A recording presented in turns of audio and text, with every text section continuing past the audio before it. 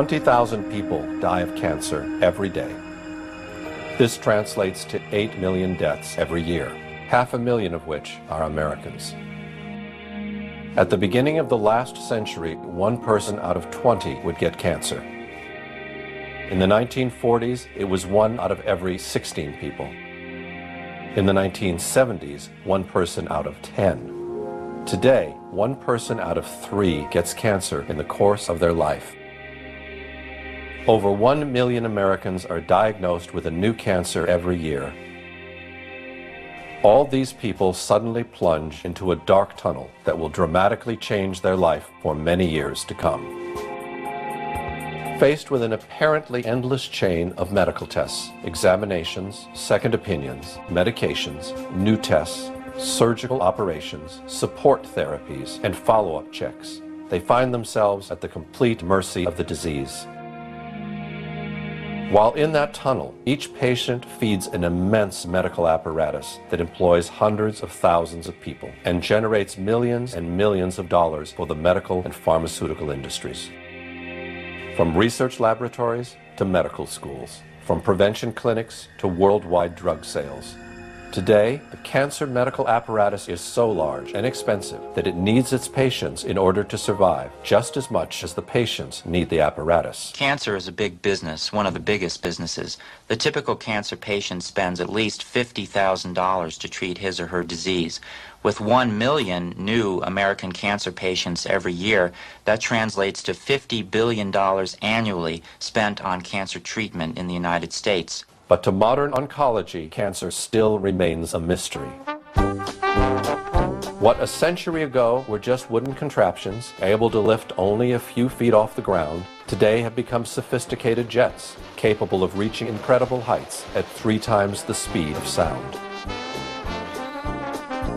What a century ago was the creaking sound of the telegraph over some rustling wires, today has become a global network of fiber optics, where millions of people exchange information in all possible directions. What a century ago was still a relatively unknown planet, today has been lit by day and night, and it has been explored to the extent that we can visit it in every longitude and latitude from the comfort of our home. The only thing that has not changed in the last 100 years is the apparent incapacity of medical science to understand and conquer a disease like cancer. Why? The official theory maintains that cancer is a problem that originates in the human cell. Cancer is a group of over 100 diseases characterized by abnormal, uncontrolled cell growth. Cancer is a sometimes fatal disease caused by the abnormal growth and division of cells. While normal cells have well-defined walls and nuclei, the uncontrolled growth in cancer cells causes the creation of abnormal, unstructured masses of tissue, known as neoplasms or tumors. Most cancer-related deaths are due to metastasis, malignant cells that penetrate into the circulatory system and establish colonies in other parts of the body. How and where the migrating cells stop is different for different cancer types. Once the tumor cells are no longer moving, they can begin the process of forming a new tumor by leaving the blood vessel and beginning to reproduce in the new location. If the new environment is suitable, the newly arrived cell will begin to grow and a new tumor will develop. This official theory, also called molecular theory, is basically the same that was formulated more than 50 years ago. Cancer begins as a departure from normal cell growth that is harmful and unceasing. If the abnormal cells grow slowly in a limited area, they are called benign tumors. If the cells are spread to other parts of the body, they constitute a malignant tumor, one that is cancerous. Cells of malignant growths break off and travel through the bloodstream to other parts of the body. There, they may start new cancerous growths. In the last 50 years, the search for the cause of cancer within the human cell has been pushed beyond the limits of anyone's imagination. Today, the most advanced laboratories are working directly on the human genome in order to identify the genes that seem to be responsible, according to some scientists, for the different kinds of cancer. This opens the door to a dreamlike scenario for the pharmaceutical industry. A world where each patient would need its own personal cure, tailored to its own personal needs.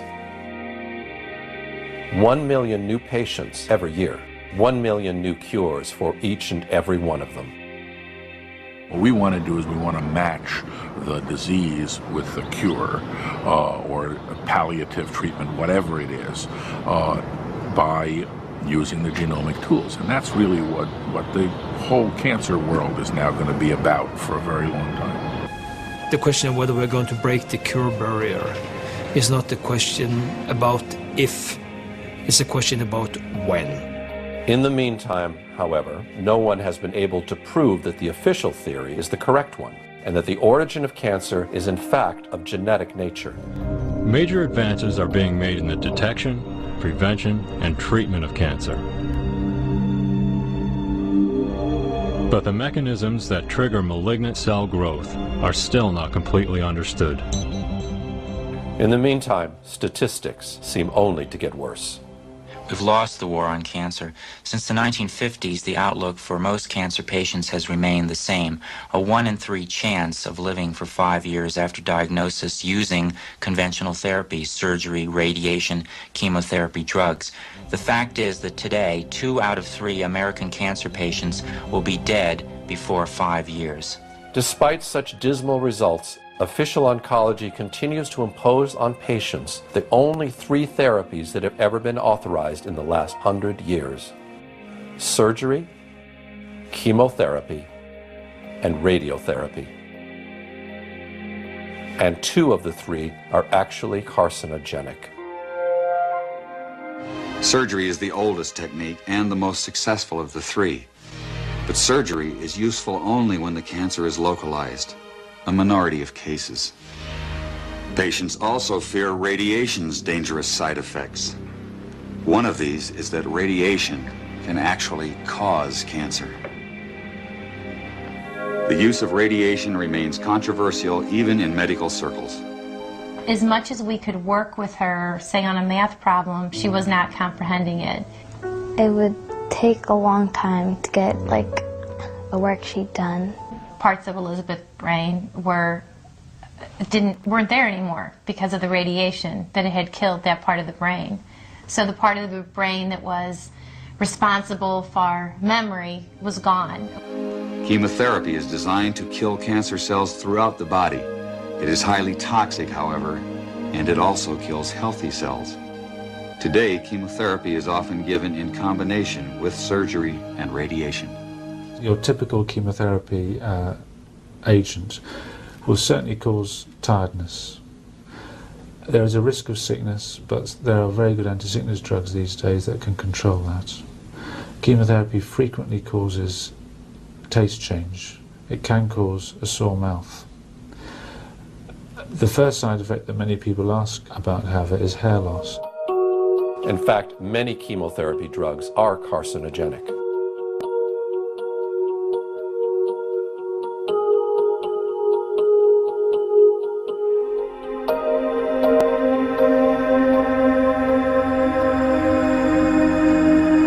Their toxicity is so high that all personnel handling them must observe very strict safety rules.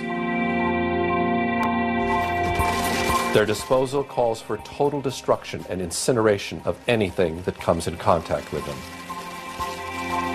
Some of these drugs remain partially toxic even after incineration beyond 1800 degrees Fahrenheit. But there is something new about chemotherapy that's been emerging of late. Many women who undergo chemotherapy for breast cancer describe unsettling changes to their memory and concentration. Researchers at the University of Michigan Comprehensive Cancer Center say this phenomenon is very real. Women have complained of cognitive changes that have occurred during the time that they've been treated for breast cancer for a long time now. And the term chemobrain has been coined, and this is used to describe loss of concentration, difficulty remembering things, having difficulty thinking clearly, and not being able to function effectively in normal activities that the person was able to do perfectly well before they had treatment. Simple little things. I'd have to wait to think of something, and it would be frustrating. X is red, C is green. Researchers say the chemotherapy creates memory problems that can last for years.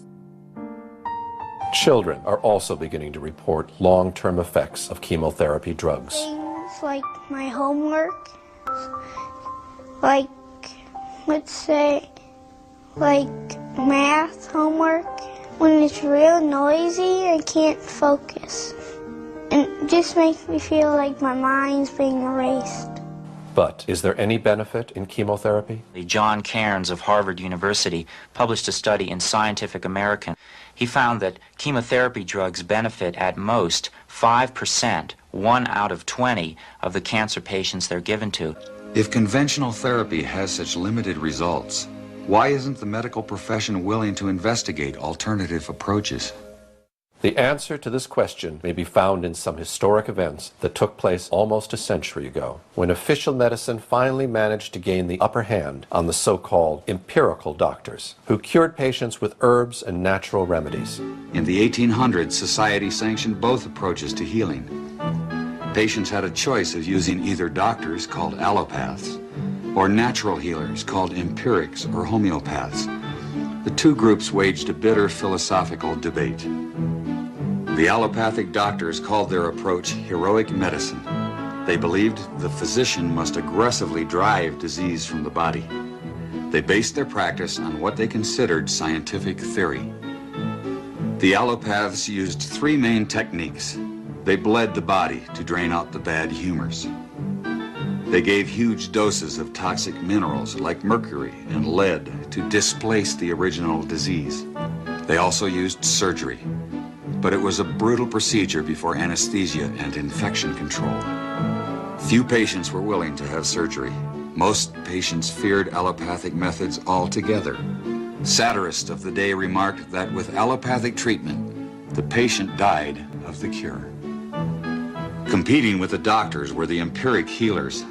Contrary to the doctors, they believed in stimulating the body's own defenses to heal itself. Instead of poisonous minerals, they used vegetable products and non-toxic substances in small quantities. They especially favored herbs, learned from Native American and old European traditions. The empirics said they based their remedies not on theory, but on observation and experience. Satirists of the day added that with empiric treatment, the patient died of the disease, not the cure. And the balance of medical power remained equal until the turn of the century. Then, new medical treatments emerged that were potentially very profitable. The AMA joined with strong financial forces to transform medicine into an industry. The fortunes of Carnegie, Morgan, and Rockefeller financed surgery, radiation, and synthetic drugs. They were to become the economic foundations of the new medical economy. The takeover of the medical industry was accomplished by the takeover of the medical schools. Well, the people that we're talking about, Rockefeller and Carnegie in particular, came to the picture and said, we will put up money. They offered tremendous amounts of money to the schools that would agree to cooperate with them.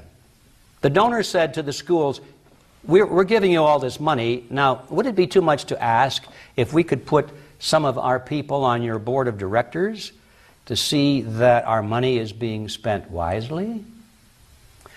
Almost overnight, all of the major universities received large grants from these sources and also accepted 1, 2, or 3 of these people that I mentioned on their board of directors, and the schools literally were taken over by the financial interests that put up the money.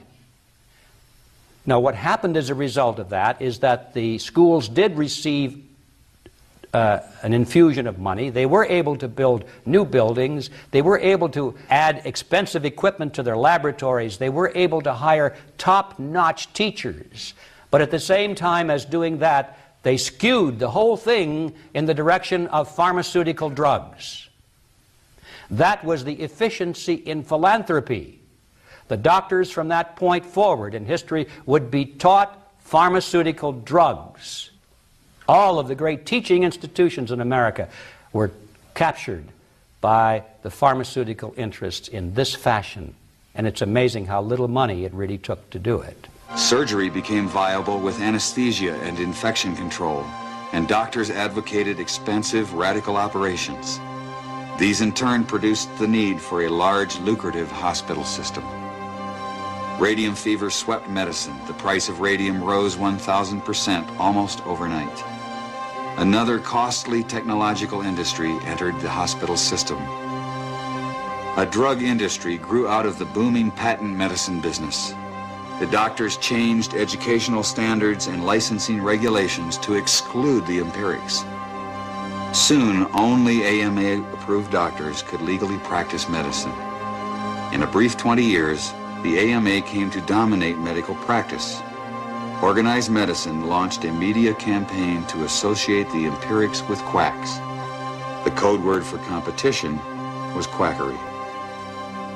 So now the average doctor goes through school, he gets a great education, he has to be really smart to get through it, he learns all about drugs, he doesn't know too much about basic nutrition.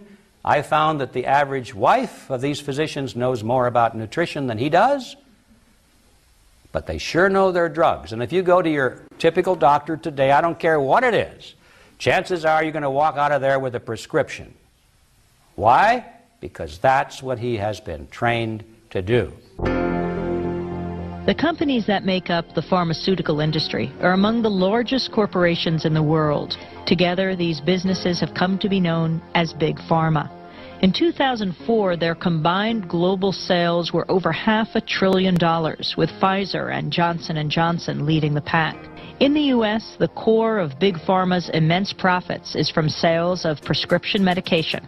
And since these drugs can only be prescribed by medical professionals, most of the industry's promotional and marketing activities are directed at doctors, pharmacists, and other healthcare providers. This starts out at the first day of medical school, and in many medical schools, even the incoming students that are 2 years away from seeing a patient will start to get gifts from the pharmaceutical industry.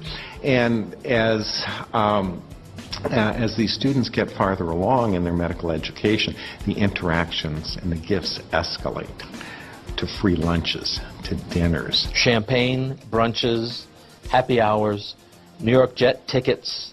No matter where you spend the money, you make money. And my boss always told me, don't worry about it. There'll always be more funding.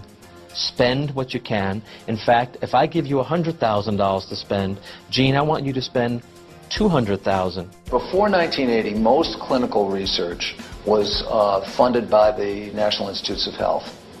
During the 90s, most of that research got pulled out of universities and was brought to for-profit research organizations. The problem is that gave virtual complete control over the research to the drug companies. They could design the studies. They have control of the data, so that many of the authors of the most important articles published in our best journals aren't even allowed to see their own data. They don't get free access to their own data, and they have control over publication. To sum it all up, the pharmaceutical industry first gained control of the teaching system. Then it gave the AMA the power to exclude all other doctors from practicing. Then it took over the entire drug testing process, while heavily influencing the medical publications that reviewed those drugs. And finally, Big Pharma extended its control over the federal entity that is supposed to verify those drugs' safety and efficacy.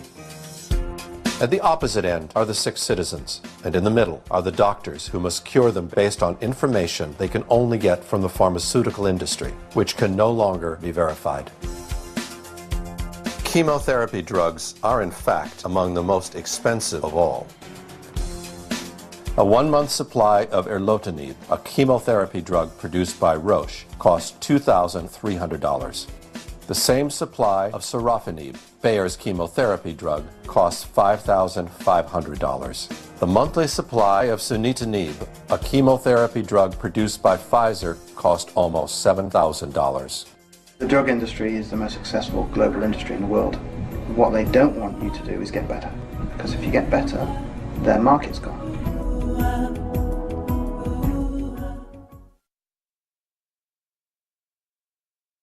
Fear. Its darkness causes humanity to make awful choices. With dreadful power, fear can rule our lives and paralyze lofty hopes and dreams in an instant. A global affliction, and deployed all too often by those intent on inflicting control over the masses. Fear preys on the most vulnerable among us. Fear sells, and nowhere is fear peddled more shamelessly than in the fields of medicine and human nutrition. Fear anesthetizes us. It coerces us, making us believe that we can do little on our own to prevent or treat disease, and forces whole nations to kneel at the altars of the drug industry. And of course the fearmongers are also preying on fear of disease. And the solution that the fearmongers give us are drugs. As if by design, health choices are limited, information is scarce, lives are ruined, and the truth be damned. The fear machine is well oiled by petrochemical dollars and a near worldwide monopoly in healthcare. It works overtime to prevent the truth about dietary supplements from getting out to the public. Anything that comes from nature cannot be patented. They're not interested in that. So, we translate that into the real world of FDA approval. Surely these drug companies aren't going to spend $20 million or more testing any substance from nature because it can't be patented. That, and of course the FDA says it's illegal to use unless it's been tested for efficacy and safety. Now you see the catch-22 you're in there. Nothing from nature, regardless of how effective it might be, will ever be proven safe or effective according to the FDA. It'll never be. Because nobody's going to spend the money to go through the test. So therefore, everything from nature will always be condemned by the FDA as unproven, an unproven cancer cure.